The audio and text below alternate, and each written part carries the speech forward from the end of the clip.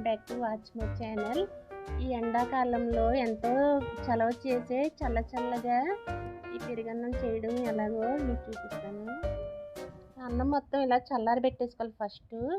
ఇది బాగా చల్లారిపోయిన తర్వాత దీంట్లో పెరుగు వేసేసుకోవడమే. దీంట్లో పెరుగు కొంచెం ఎక్కువ పడుతుంది.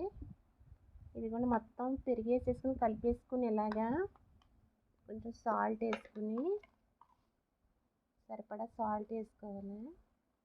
వేసుకున్న తర్వాత మొత్తం మిక్స్ చేసేసుకునేది దీంట్లో తాలింపు చేసేసుకోవాలి. ఇంకా ఈ పెరుగన్నం తాలింపు కోసం ఏమేమి కావాలో చెప్తున్నాను మీకు. ఇక జీలకర్ర, ఆవాలు, శనగపప్పు, మినపప్పు, ఎండుమిర్చి, పచ్చిమిర్చి, కరివేపాకండి. ఇవన్నీ మనకు తెలిసినవే కదా. ఇవన్నీ వేసి పోపు పెట్టి ఆ పెరుగన్నంలో వేసేయడమే. ఓకే అండి. కొంచెం ఆయిల్ వేసుకుందాం. ఫస్ట్ శనగపప్పు, మినపప్పు వేసేసుకుందాము.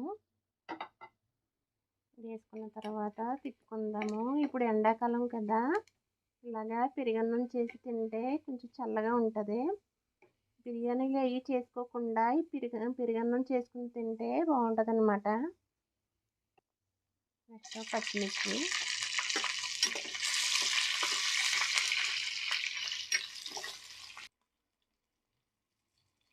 ఇప్పుడు జీలకర్ర, ఆవాలు, ఎండుమిర్చి,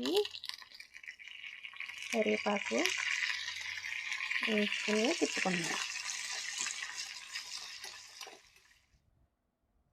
ఈ పోపు అంతా దీంట్లో వేసేసుకోవడమే.